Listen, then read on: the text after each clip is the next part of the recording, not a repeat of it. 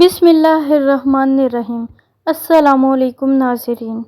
نواسہ رسول اپنے جانثاروں کی لاشیں اٹھا اٹھا کر نڈھال ہو چکے ہیں، لیکن شجاعت حیدری کی جھلک اب بھی چہرے پر چمک رہی ہے۔ شیر خدا کے شیر اپنے تمام اثاثے لٹانے کے بعد خود گھوڑے پر سوار ہوتے ہیں۔ حضرت بی بی زینب رکاب تھامتی ہیں۔ یزیدی لشکر جب تلوار حیدری کو میدان میں دیکھتے ہیں تو ایک دفعہ ہلچل مچ جاتی ہے۔ ہر کوئی امام کے سامنے آنے سے ڈر رہا ہے، کیونکہ جانتے تو سبھی تھے کہ اب میدان میں کون اترا ہے۔ سبھی نے پیغمبر خدا حضرت محمد صلی اللہ علیہ وآلہ وسلم کا فرمان سن رکھا تھا کہ حسین مجھ سے ہے اور میں حسین سے ہوں۔ لیکن بدبختوں کی آنکھوں پر لالچ اور طمع نے پردہ ڈال رکھا تھا۔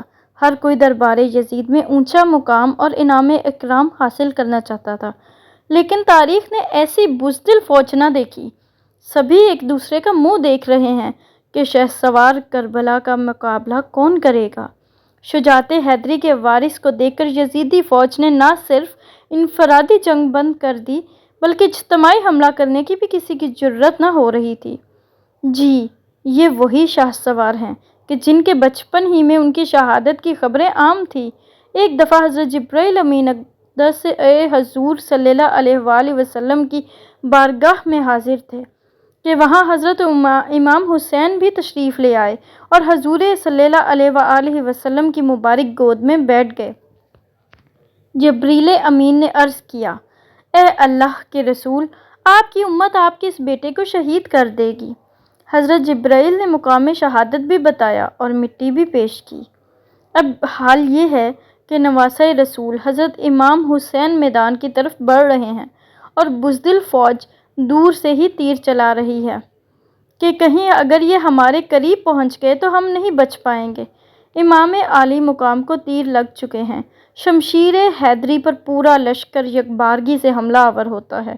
خوف کے مارے فوجیوں کی گردنیں کٹ رہی ہیں۔ سینکڑوں یزیدی فوجی جہنم واصل ہو چکے ہیں کہ اچانک امام عالی مقام کو اذان کی آواز آئی اور آپ نے اپنی تلوار روک دی اور نماز پڑھنے کی مہلت مانگی۔ یہی وہ وقت تھا کہ جب شمر کے جوش دلانے پر مالک کندید نے پیچھے سے ایک ایسا وار کیا کہ تلوار کلام مبارک کی کاٹتی ہوئی کاسہ سر تک پہنچ گئی۔ خون کا فوارہ نکل پڑا۔ جیسے جیسے وقت گزرتا گیا، امام کے جسم پر تلواروں، نیزوں، تیروں کے زخم بڑھتے جا رہے تھے، لیکن پھر بھی کسی کی ہمت نہ تھی کہ شجاعت کے اس کوہ گراں کو شہید کر سکے۔ شمر ملعون کے کہنے پر سب نے تیروں کی برسات کر دی۔ خولہ بن یزید نواسہ رسول کا سر کاٹنے کے لیے آگے بڑھا، لیکن ہاتھ کانپ گئے۔ پھر شق القلب بدبخت اور ذلیل سنان بن انس آگے بڑھا اور انعام اکرام کے لالچ میں امام عالی مقام کا سر تن سے جدا کیا۔ ملعون ابن زیاد کے حکم پر تمام سر نیزوں پر چڑھا دیے گئے اور جسم اطہر کو گھوڑوں کی ٹاپوں تلے پامال کیا گیا۔ شہادت حسین رضی اللہ عنہ تاریخ انسانی کا ایک غیر معمولی واقعہ ہے کہ پیغمبر کے پیروکاروں نے اپنے نبی صلی اللہ علیہ وآلہ وسلم کے نواسے کو بے دردی سے شہید کر کے اس کا سر اقدس نیزے پر سجایا۔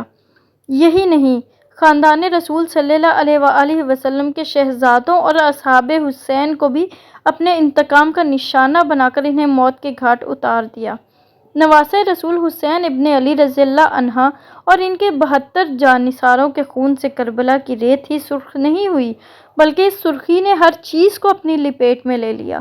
محدثین بیان کرتے ہیں کہ امام عالی مقام کی شہادت پر نہ صرف دنیا روئی، زمین و آسمان نے بھی آنسو بہائے۔ محدثین بیان کرتے ہیں کہ نواسہ رسول صلی اللہ علیہ وآلہ وسلم کی شہادت کے وقت بیت المقدس میں جو پتھر اٹھایا گیا، اس کے نیچے سے خون نکلا۔ شہادت حسین کے بعد ملک شام میں بھی جس پتھر کو ہٹایا گیا، اس کے نیچے سے خون کا چشمہ ابل پڑا۔ محدثین کا کہنا ہے کہ شہادت حسین پر پہلے آسمان سرخ ہو گیا، پھر سیاہ ہو گیا۔ امام طبرانی معجم الکبیر میں محمد بن سیرین سے روایت کرتے ہیں کہ حضرت امام حسین رضی اللہ عنہ کی شہادت کے وقت آسمان پر سرخی چھائی رہی۔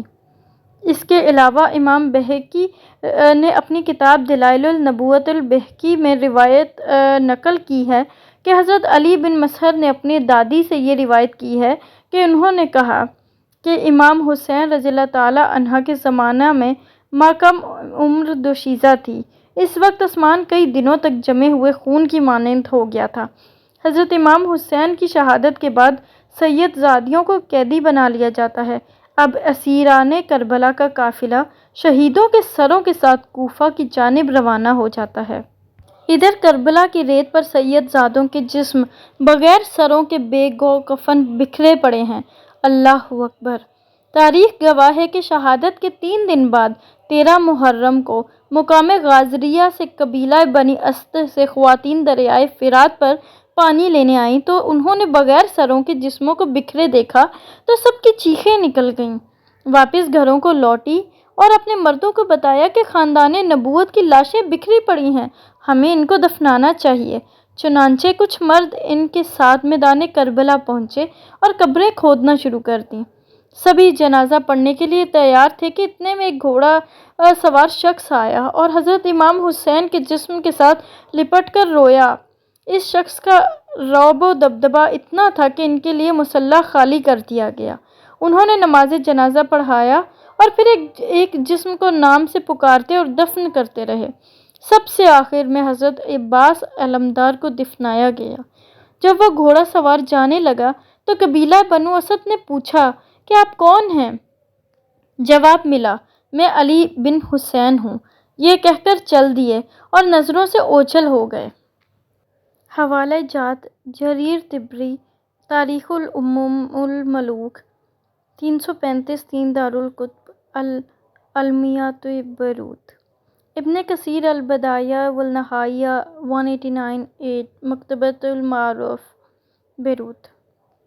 اللہ سے دعا ہے کہ ہم نبی آخر الزماں حضرت محمد صلی اللہ علیہ وآلہ وسلم اور ان کی پاک آل پر اپنی جان نثار کرنے والے بن جائیں۔ اے اللہ پاک، ہمارے گناہوں کو بخش دے اور ہمارا حشر بروز قیامت حضور صلی اللہ علیہ وآلہ وسلم اور ان کی آل پاک کے ساتھ کرنا۔ آمین لکھنا مت بھولیے گا۔